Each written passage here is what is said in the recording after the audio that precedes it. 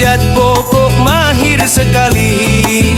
Bermula cerita di suatu hari, Majenin mendapat rezeki.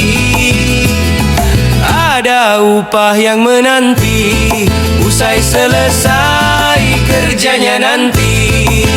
Dia memanjat tiada henti, hingga sampai di pucuk tertinggi. Lantas Majenin pun berhenti, keringkan peluhnya di dahi. Sambil itu dia berangan upah yang dapat dibuat simpanan. Moga banyak berkoyan-koyan agar dia miliki perniagaan. Perniagaan Majenin bertambah maju, bahtera besar dibelinya satu, agar mudah dia belayar, supaya dapat besarkan empayar.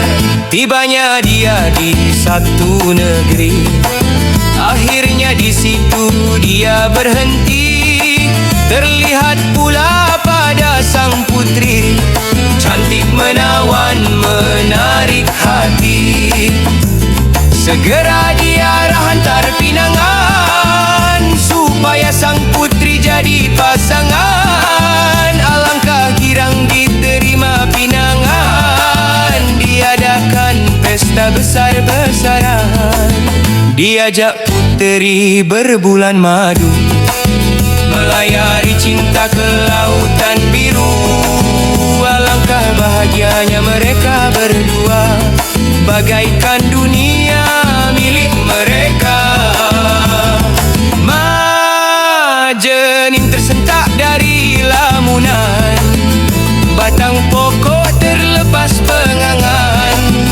Akhirnya dia jatuh ke bawah, matinya dia akibat parah.